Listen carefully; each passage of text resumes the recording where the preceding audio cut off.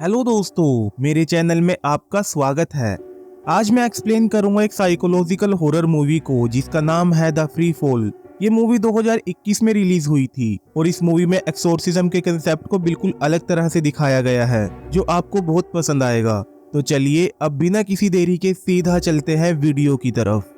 Movie की शुरुआत में हम सहरा को देखते हैं जो अपनी बहन जूली से बात कर रही थी। वो जूली को अपने पेरेंट्स की एनिवर्सरी में चलने के लिए कहती है, लेकिन जूली सहरा को कहती है कि वो मॉम डैड के लिए उसके घर आकर फ्लावर्स ले जाए क्योंकि वो वहां पर जाना नहीं चाहती थी क्योंकि उसके रिलेशन अपने पेरेंट्स से ज्यादा अच्छे नहीं थे। अब रात के समय सहरा अकेली ही अपने पेरेंट्स के घर पर जाती है, लेकिन उसे घर पर कोई नहीं मिलता और जब वो उन्हें ढूंढने ऊपर जाती है तो वहां का नजारा देखकर उसके होश उड़ जाते हैं क्योंकि सहरा की मोम सहरा के डैड को लगातार स्टैब करे जा रही थी और इसके बाद उसकी मोम भी अपना गला काटकर सुसाइड कर लेती है। इसके बाद अब कुछ महीनों बाद का सीन दिखाया जाता है जहां पर हम सहरा और उसके हस्बैंड निक को देखते हैं जो अब उसके पेरेंट्स के घर पर रहते हैं। सहरा को अब पास्ट का कुछ भी याद नहीं था, यहाँ तक कि उसका नाम भी नहीं। असल में उसके पेरेंट्स की डेथ के बाद सहरा ने भी अपना हाथ काटकर सुसाइड करने की कोशिश की थी, लेकिन डॉक्टर्स ने उसे बचा तो लिया था, लेकिन बहुत ज्यादा खून बहने की वजह से वो कोमा में चली गई थी और होश आने पर वो सब कुछ भूल चुकी थी। और निक बताता है कि उसे वो बाथटब में बेहोशी की हालत में मिली थी और निक उससे माफी मांगता है क्योंकि वो उसके बुरे समय में उसके साथ नहीं था और वो उससे वादा करता है कि अब वो हमेशा उसके साथ रहेगा। अब रात के समय रूम में किसी हलचल की वजह से सहरा की आंख खुल जाती है और वो अपने रूम में किसी की प्रेजेंस को फील करती है और जब वो वहां पर चेक करती है तो वो अपने पेरेंट्स को देखती है जो अब डेमोनिक फॉर्म में होते हैं, जिन्हें देखकर वो चिल्लाने लगती है और डर कर जाग जाती है। जी हाँ, ये उसका एक भयानक सपना था और उसकी आंख खुलने पर निक उसके पास ही होता है और वो उसे एक मेडिसिन देता है जो उसके लिए डॉक्टर ने लिखी थी। अब अगले दिन सहरा निक को किसी लेडी से बात करते हुए देखती है और तभी उनके घर पर किसी का कॉल आता है और सहरा उस कॉल को पिक कर लेती है जहां पर दूसरी तरफ से एक लड़की बोल रही थी, लेकिन कुछ बात करने से पहले ही निक वहां पर आ जाता है और सहरा से फोन लेकर उस लड़की को डांट देता है और कॉल काट देता है। अब अगले सीन में निक और सहरा किचन में होते हैं और सहरा निक से अपने पेरेंट्स और सिस्टर के बारे में पूछती है। असल में उसे अपनी फैमिली के बारे में कुछ याद आ रहा था। उसे याद था कि उसकी फैमिली में एक सिस्टर और उसके पेरेंट्स हैं, लेकिन उसे ये याद नहीं था कि उसके पेरेंट्स अब मर चुके हैं और निक उसे उसके पेरेंट्स की डेथ के बारे में बता देता है और सहरा उससे अपने सिस्टर के बारे में पूछती है, जिस पर निक उसे कहता है कि उसकी सिस्टर अब बिल्कुल भी भरोसे के लायक नहीं है और उसके पेरेंट्स की डेथ भी उसकी वजह से हुई थी। और अब निक सहरा को पुरानी बातें भूलकर नई शुरुआत करने के लिए कहता है। अगले दिन सहरा उस लेडी को दोबारा देखती है जिससे निक बात कर रहा था और वो निक से उसके बारे में पूछती है और निक बताता है कि उसका नाम रोज है और मैंने ही उसे तुम्हारी देखभाल करने के लिए रखा है। इसके बाद सहरा कहती है कि मुझे अपनी मैरिड लाइफ का कोई भी एक्सपीरियंस याद नहीं है और निक उसे अपने हनीमून की बातें याद करवाने लगता है, लेकिन सहरा को कुछ भी याद नहीं आता। इसके बाद सहरा को शावर लेते टाइम घर में किसी के होने का एहसास होता है और जब वो उसे देखने ऊपर जाने लगती है तभी उसकी केयरटेकर रोज वहां पर आ जाती है और उसे ऊपर जाने से रोक देती है क्योंकि सहरा का थर्ड फ्लोर पर जाना मना था क्योंकि उसने सुसाइड अटेम्प्ट किया था और निक नहीं चाहता था कि सहरा फिर से ऐसा कुछ करे।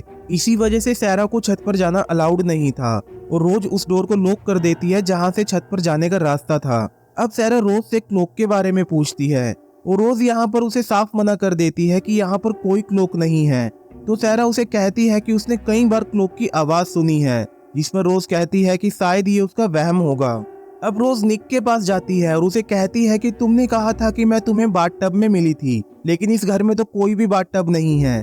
जिस पर निक कहता है कि मैंने उसे हटवा दिया ताकि उसे देखकर तुम्हारी बुरी मेमोरीज वापस ना आ जाएं। असल में निक बिल्कुल नहीं चाहता था कि सहरा की ओल्ड मेमोरीज किसी भी कीमत पर वापस आएं। अब रात के वक्त सहरा की नींद खुल जाती है और वो बाथरूम में जाती है। अब बाथरूम में वो खुद को बाथटब के अंदर देखती है जहां पर वो अपना हाथ काट रही थी, लेकिन तभी उसकी नींद खुल जाती है, मतलब ये उसका सपना था। अब जागने के बाद वो अपने सामने एक लड़की और एक डॉक्टर को देखती है जो उसका चेकअप कर रहे थे, पर हम ये देखते हैं कि ये भी बस उसका एक सपना ही होता है। लेकिन जब सहरा विंडो से बाहर देखती है तो वो उन्हीं दो लोगों को देखती है जिन्हें उसने अभी सपने में देखा था और निक उन्हें वहां से भगा रहा था। इसके बाद निक जब रूम में आता है तो सहरा उससे उन दोनों के बारे में पूछती है, जिस पर निक उसे ये बताता है कि वो तुम्हारी सिस्टर थी। लेकिन निक को जूली बिल्कुल भी पसंद नहीं थी क्योंकि सहरा की इस हालत का जिम्मेवार वो जूली को मानता था, इसलिए अब वो सहरा को जूली से दूर रखना चाहता था। अब रात के समय निक उसे पियानो बजाकर सुनाता है, जिससे सारा काफी खुश हो जाती है और कहती है कि क्यों ना हम एक नई शुरुआत करें और नई मेमोरीज बनाएं। जिस पर निक कहता है कि उसमें उसे बहुत खुशी होगी। उस रात सारा को फिर से जूली का सपना आता है।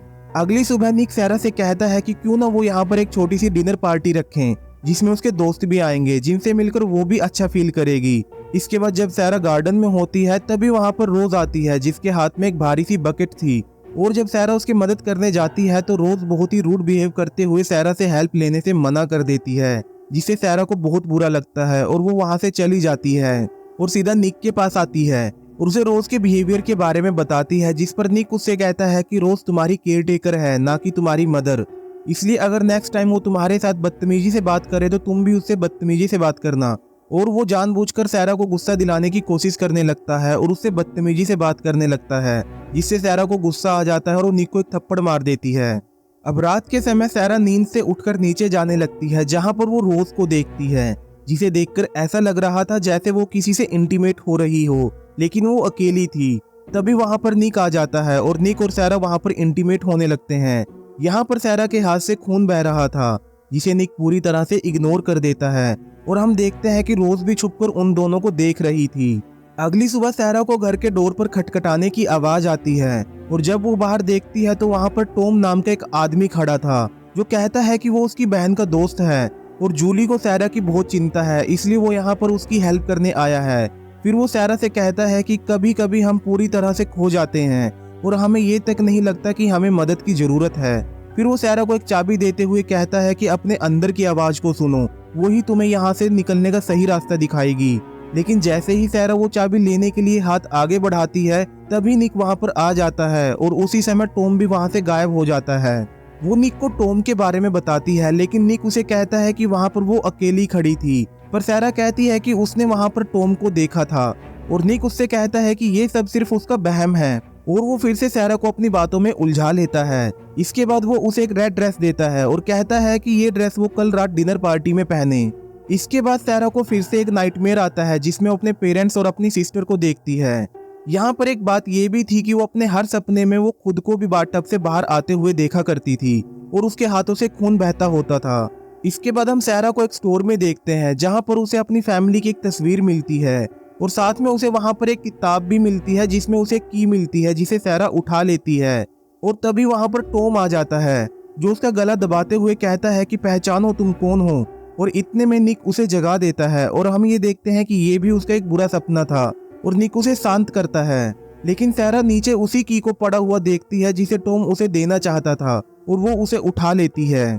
इसके बाद वो फिर से रोज के साथ गार्डन में होती है, जहाँ पर रोज उसके और निक के बारे में उल्टा सीधा बोलने लगती है, जिसको सुनकर सारा को गुस्सा आता है और वो उसे काम से निकाल देती है। और रोज के वहां से जाने के बाद वो एक प्लांट को देखती है, जिसको निकालने पर वो रूट्स के साथ किसी की इंटेस्टाइन को देखती है, जिसको देखकर वो डर जाती है और उसके मुंह के अंदर से कोई ब्लैक चीज निकलने लगती है। लेकिन अगले ही पल वो गायब हो जाती है और वो नहाने चली जाती है और निक को इस सब के बारे में बताती है। लेकिन निक उसे कहता है कि उसने गार्डन में चेक किया था और उसे वहां पर ऐसा कुछ नहीं मिला। इसके बाद सारा डिनर पार्टी के लिए रेडी होने लगती है, जहाँ पर निक उसे उसकी मेडिसिन दे देता है। अब सारा तैयार होकर नीचे आ जाती है, जहाँ पर सभी लोग उसे ही देख रहे थे, क्योंकि वो रेड ड्रेस में बहुत प्यारी लग रही थी। निक उसे अपने दोस्तों से इंट्रोड्यूस करवाता है। तभी वहाँ पर रोज आ जाती है। असल में इस पार्टी की सारी तैयारियां उसने ही की थी और रोज को यहाँ पर देखकर सारा बिल्कुल भी खुश नहीं थी। खैर, अब वो सभी लोग डाइनिंग टेबल पर बैठ जाते हैं, जहाँ पर खाने में पोर्क होता है और यहाँ पर निक पोर्क की कंपैरिजन ह्यूमन मीट से करने लगता है और ये सभी लोग कैनिबलिज्म के बारे में बातें करने लगते हैं। तभी सारा को घर के बाहर टॉम दिखाई देता है, जो उसे की के बारे में कुछ बताने की कोशिश कर रहा था। तभी रोज सारा को एक ड्रिंक देती है, जिसमें उसने एक पिल भी डाल दी थी और ये सब निक भी देख रहा था, लेकिन वो उसे कुछ नहीं कहता। और सारा के पास बैठा एक आदमी उसे छूने लगता है और सारा उसे ऐसा करने से मना करती है, लेकिन वो नहीं मानता, तो सारा उसके हाथ में एक फोक से स्टैब कर देती है। और ये सब वहाँ पर बैठे सभी लोग देख रहे थे, लेकिन उन्हें इससे कोई फर्क नहीं पड़ता, उल्टा वो हंसने लगते हैं। मतलब यहाँ पर इतना कुछ हुआ, लेकिन किसी ने कोई रिएक्शन नहीं दिया, यहाँ तक कि निक ने भी नहीं। इसके बाद वो सभी लोग डांस करने लगते हैं और सारा फिर से टॉम को देखती है, जो उसे ऊपर की तरफ इशारा करके कुछ बताना चाहता था। और डांस के दौरान हम ये देखते हैं कि वो सभी लोग मिलकर सारा का खून पीने की कोशिश कर रहे थे और इसी बीच सैरा को अपनी मदर की स्पिरिट दिखाई देती है जिसके साथ निक भी होता है और निक ने एक पिग का मास्क पहना हुआ था। इसके बाद हम सैरा को खून से भरे बाथटब में देखते हैं और यहाँ पर निक उसको कहता है कि फाइनली उसने आखिरी स्टेप कर लिया वहां पर बैठे आदमी को मारकर। और दोस्तों यहाँ पर पता चलता है इस मूवी की असली कहानी का। असल में यहाँ पर निक कोई और नहीं बल्कि डेविल होता है और वहां पर मौजूद सभी लोग डीमंस होते हैं और वो सब सैरा से कुछ पाप करवाना चाहते थे ताकि वो उसे भी अपने जैसा बना सकें। यानी कि वो सैरा की बॉडी को पोजेस कर रहे थे और जो सपने में वो अपने मॉम डैड को देखा करती थी असल में वो उसके मॉम डैड की स्पिरिट होती है जिन्हें निक ने कैद किया हुआ था और उसके पेरेंट्स को निक ने ही मारा था यानी कि डेविल ने। यानी कि स्टार्टिंग वाले सीन में सैरा की मॉम को डेविल ने पोजेस किया हुआ था।